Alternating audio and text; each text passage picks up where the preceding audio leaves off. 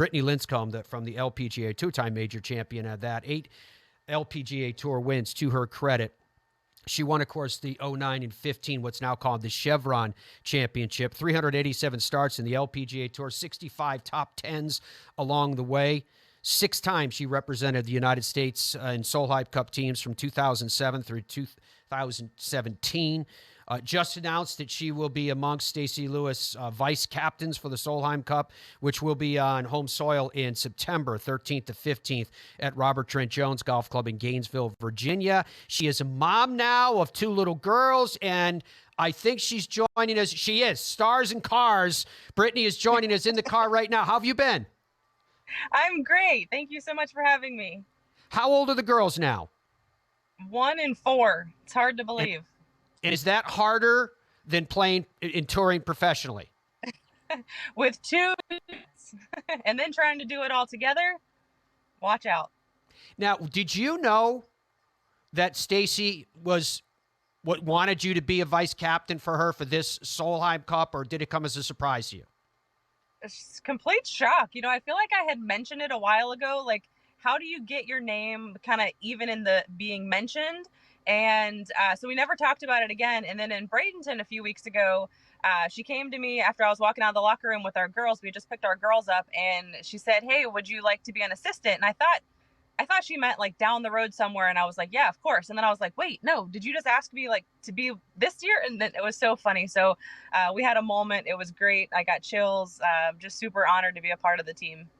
Now, and I get that it is an honor associated with and all of that, but there's also got to be a reason for it behind it. So if you can put yourself in the shoes of Stacy Lewis for a second, why did she pick you? It's a great question. I think to make peanut butter and jellies, but I'm not sure. No, I think just 6 years being on Solheim teams, and I bleed red, white, and blue. So I love this country. I love to be a part. I love to help any way I can. And just to have more experience around, with Paula and myself being assistant captains now, it's just going to, elevate the team even more. If I can help even one player, get through some emotions, that first tee shot is nerve wracking. It's the worst. So if I could help one player, just kind of step over that hurdle and make them feel a little bit more comfortable, then I feel like I did my job. So it's going to be really exciting. I mean, it's a cliche question to ask you, but are the nerves at a Solheim Cup different than nerves that you feel anyplace else? And here I am talking to a multiple-time major champion. Absolutely, because I think, week after week, I play for myself. I miss a 3-footer, that's just money out of my pocket, no big deal. But in a Solheim Cup, you're representing your country. There are, hundreds of thousands of people watching you and rooting for you. So if you miss that 3-footer, you've let your team down, your partner down, you let your country down, which is horrible. So definitely a little bit more nerves, but it's the greatest. It's the greatest feeling in the world. Not asking you to relay anything that you would keep in a team room or keep private. I am interested, though, that if there is this opportunity, and it's going to happen, where they want you because of your position, they want you because of what you've done, they want you to inspire them in some way. Is there a go-to for you, Brittany, that you look at it and say, you know what, I would want to tell them this? I think it's just going to be a moment to moment, whether it's, reflecting back to my first Solheim, which was overseas, and Sherry Steinhauer telling me I'm probably going to throw up on the first tee, which I felt like I could have. Or, just even the last ones, getting a little bit more experience and being a little bit calmer, helping my partner maybe, get through the nerves. But it's just going to come and go with whatever needs to be done. And I'm just excited to be there and to try to help as much as I can. Let me ask the question in a different way, because I do think that there's a pearl lying in here somewhere. In your Solheim Cup experience, when you had an opportunity either to play with or brush up against in some official capacity or just as a guest, a legend of the game, how and in what way did it help you to perform better in your Solheim Cup experiences? Well, I think Julie Inkster was probably the best captain I had, and just, she tells you how it is. There's no sugarcoating anything, and which I think that's great. I think, telling people, hey, you're going to be nervous. You've been here before. in this position. You can do it. You got this. Just kind of being, just giving them that little extra confidence. All these players have been on tour. Most have been on tour a long time or have played college, had careers already. So they've already been in this position. And luckily, Solheim was just last year. So we're only a year removed from the last one. So it's going to be very helpful, I think, for us to already have these girls, because it'll probably be very similar, the team, I would imagine. So they've already played last year. So I think just, getting that under their belt, a tie, and now we can just go out and try to win that cup. Yeah, it does. I am curious about that. Just go out and try to win that cup. Do you sense it? I don't even know if it's a fair way to ask this, but do you sense a change in mentality? Or I guess the question would be, what's different this time? I think it's just, like I said, playing last year and already coming together and knowing, like, they got like a little bit of a taste of what it feels like to, represent your country and come together as just kind of them like, hey, that party after and we win and we have the cup, nothing like it. So let's just go out. You can only win your match. So definitely tell them, just go focus on your match. Don't look at the leaderboard. Don't worry about what else is happening. Luckily, we're on American soil, so we're going to have a lot of fans, backing us, which is be very, very helpful. And then just go out and try to win your point. That's all you can do. Brittany, obviously, you were a fierce competitor. And yet, over your back right shoulder, in the car seat, it looks like that's an elephant or something. What's behind you? That is a dinosaur. Oh, a dinosaur. Yep. My 4-year-old Brittany thinks she's a Lincicome. dinosaur. And if you ask her what she's going to be when she grows up, she will tell you a paleontologist. So that's where we're at. That's a great position. Paleontologist. She's still riding in a car seat. Joining us from the car, the dinosaur over her shoulder. Absolutely love it. We had Mark Calcavecchia was on with us yesterday, Brittany, and we were asking him about, what do you save? And he was talking about wanting to save his putter that he won the Open with at Royal Troon, but his first wife gave it away by accident to a charity. So we're trying to launch his campaign. I know.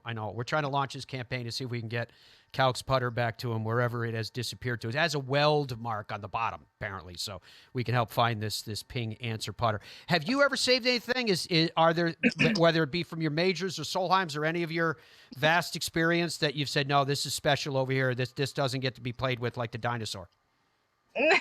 No, similar situation. I grew up playing with my 2 older brothers, so anytime I had a club that I wasn't using anymore and it was just in a golf bag at home, they basically took that as free game to be able to use. So the hybrid that I hit the shot with in 09 is in one of my brother's bags or now in their closet somewhere. So I don't have anything. I feel like for a minute, you save a hole-in-one ball, but eventually those get lost too. So I don't have anything.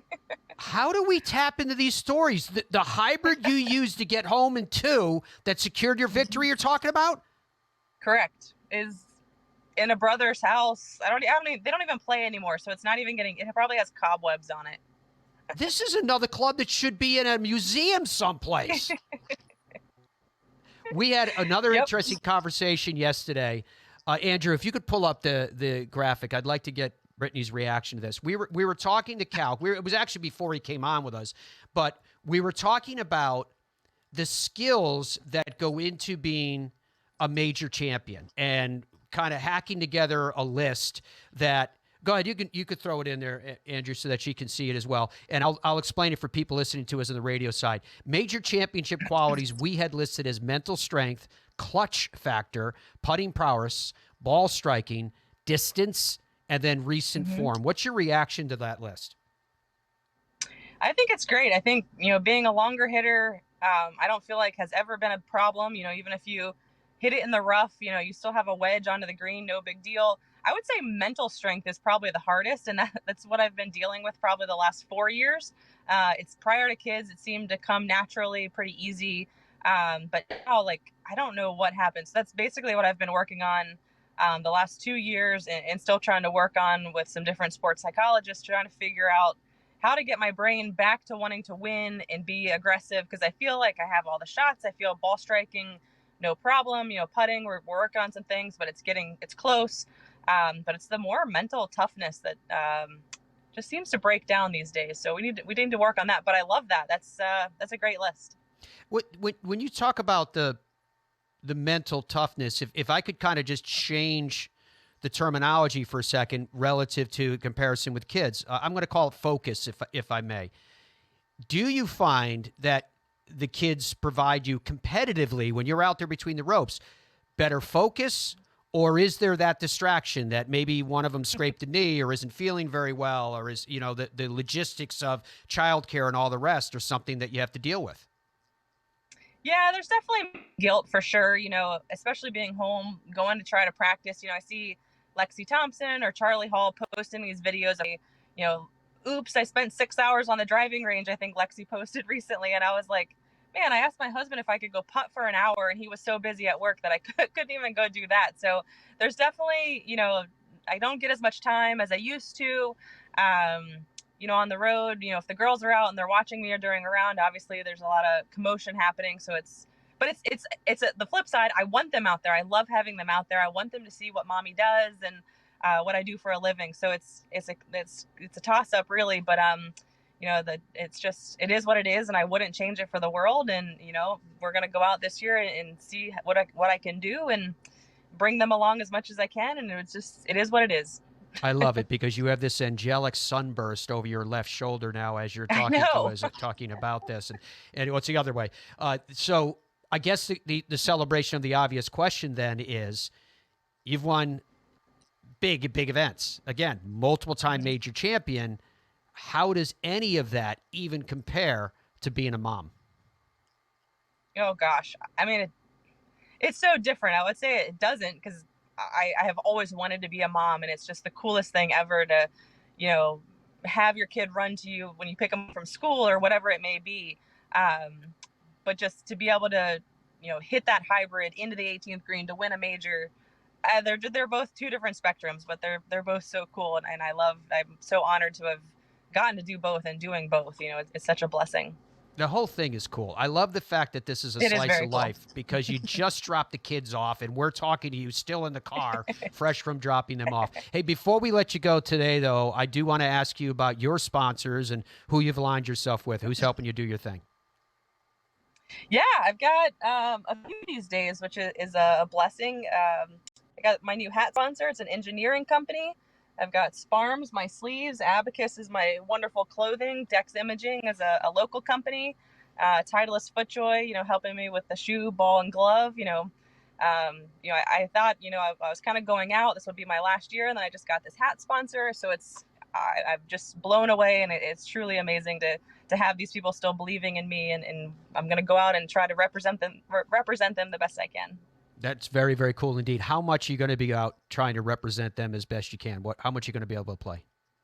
Well, with my new hat sponsor, I'm going to have to play more. So it's going to be a pretty full season. You know, I'm skipping all of Asia, and then the first California event, because we have the local Valspar event in town, and I like going to that. They have some outings that I do with them, and so I'll tee it up again in Arizona. But after that, it's pretty much a full schedule. So it's going to be fun. The whole family will come to Arizona. The whole family will come to Chevron. So it's going to be great. Brittany, you're awesome. It is great catching up with you. Congrats with all the sponsors and the new hat sponsor and the two kids doing well. We're very proud of you and we're excited about what lies in store. Thank you so much.